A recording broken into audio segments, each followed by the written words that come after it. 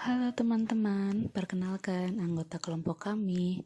Ada Fatan, Indra, Ita, Nadia, dan Yesi.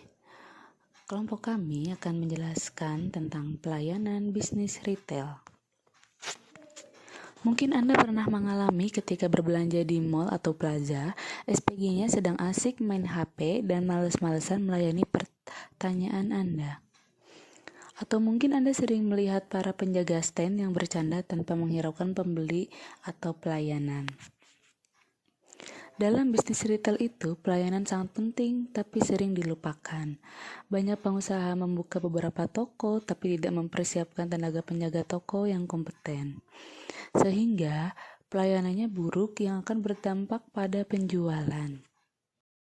Menurut survei, dari seluruh konsumen yang disurvei, 41% diantaranya mengatakan bahwa kekecewaan terbesar pada staf di toko adalah kurangnya minat memenuhi kebutuhan dan keinginan mereka.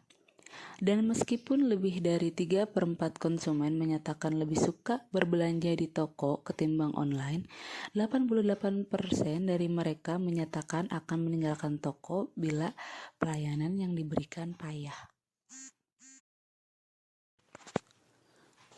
Orang akan meninggalkan toko bila mereka tidak dilayani dengan baik. Meskipun sekarang banyak toko online, tapi orang masih suka berbelanja di toko karena bisa melihat barangnya, mencobanya, dan langsung membawa pulang barangnya. Sebetulnya, apa yang menjadi evaluasi pelanggan terhadap sebuah toko? Menurut Levy dan Burton, aspek-aspek pelayanan yang dievaluasi konsumen adalah 1. Aspek yang tangibles. 2.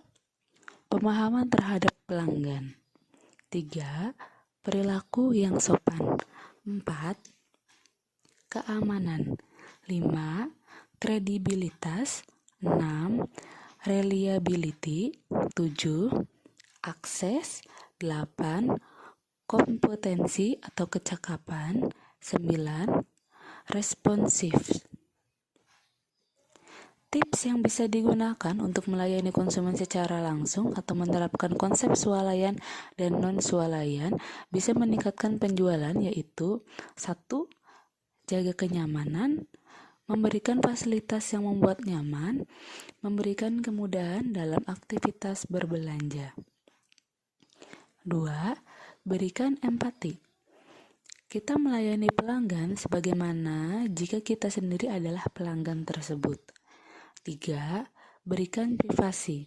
Konsumen seringkali tidak suka ada orang asing yang bersamanya, karena saat konsumen berbelanja, memilih produk mereka cenderung meminta pendapat orang lain, orang yang mereka percayai. Ada konsumen yang pemilih sekali, mempertimbangkan banyak hal untuk dibeli. Kadang rasionalitasnya hilang, emosinya yang berbicara. Tapi ada juga konsumen yang lebih suka pada fungsi, lebih rasional dan tidak banyak memilih, mengedepankan kecepatan dan kepraktisan dalam berbelanja.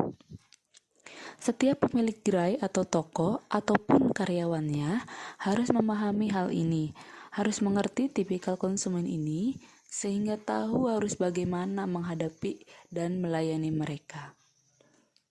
4. Cepat tanggap. Saat ada konsumen yang tampak kebingungan, harus segera dihampiri.